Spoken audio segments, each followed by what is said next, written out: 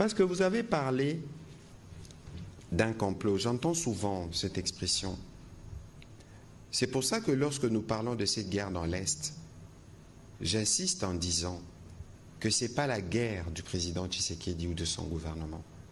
Lorsque vous regardez la mort de Lumumba, lorsque vous regardez la fin de Mobutu, vous regardez Laurent Désiré Kabila, je ne voudrais pas donner des exemples, mais vous allez voir que les questions auxquelles nous faisons face aujourd'hui sont plus ou moins les mêmes auxquelles ils faisaient face hier. Il y a des gens qui sont en train dans des laboratoires de penser tous les jours comment mettre la main sur le Congo. Certains auraient même pu réussir à les couper s'ils le pouvaient, parce qu'il y a toujours ces idées. Mais dans tout ça, comment nous y répondons? Les plus importants, ce n'est pas les autres qui nous convoitent, qui font des complots. Mais le plus important, c'est notre réaction à nous-mêmes. Lorsque nous parlons de front médiatique, lorsque nous demandons aux Congolais de se mobiliser, tout pour la patrie, Bendele Koyate derrière le président de la République, parce que si le président Tshisekedi ne règle pas ses problèmes aujourd'hui, ce sera le problème de celui qui viendra plus tard.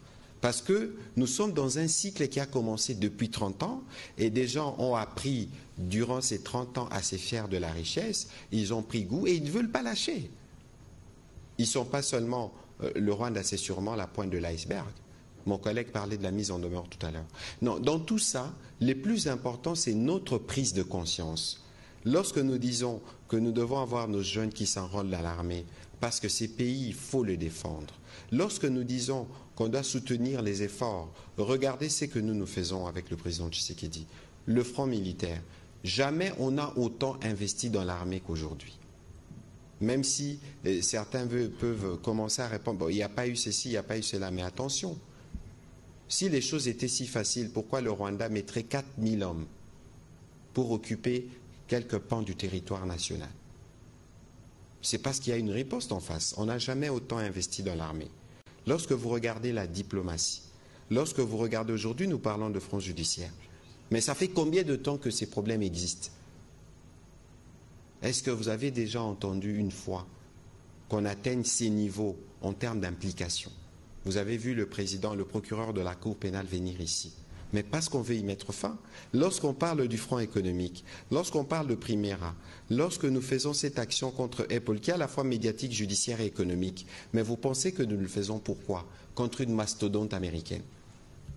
Mais c'est parce que nous estimons que ça doit cesser. Si vous voulez les richesses du Congo, venez traiter avec les Congolais. C'est pour ça que nous devons rebâtir notre fierté.